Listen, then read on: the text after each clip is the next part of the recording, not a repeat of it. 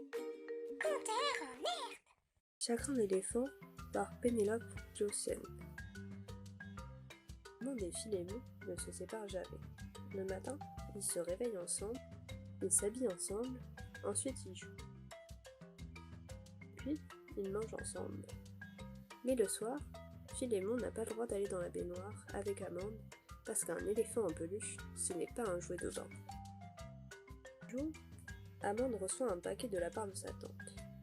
Dedans, il y a un petit canard en plastique jaune. « Comme il est joli !» s'écrie Amande. Philémon ne dit rien, mais son cœur se serre.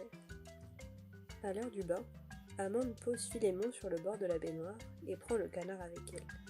Philémon a très envie de pleurer, mais un éléphant en peluche n'a pas de larmes. Soudain, n'y tenant plus, il se jette dans la baignoire. Aussitôt, il se remplit d'eau comme une éponge et coule à pic. Heureusement, Amande le rattrape tout de suite et le sort de l'eau. « Oh là là !» dit maman, « il est tout mouillé !» Et elle le pose à côté du poêle pour le faire sécher. Philémon est tout penaud. De grosses gouttes d'eau tombent de sa trompe comme des larmes en faisant ploc-ploc sur le plancher. Le soir, il est encore trop mouillé pour aller au lit avec Amande. Pour la première fois, elle doit se coucher sans lui. Elle est si triste qu'elle ne pense même plus au petit canard. Tout plus tard, quand papa et maman dorment, depuis très longtemps, Amande se lève et se faufile dans le salon juste sur la pointe des pieds.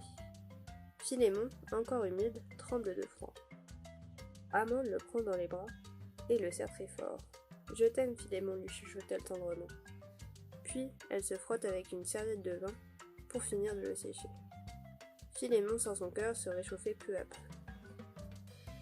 Amande retourne au lit, son éléphant dans les bras et s'endort bien vite. Mais Philémon n'arrive pas à dormir.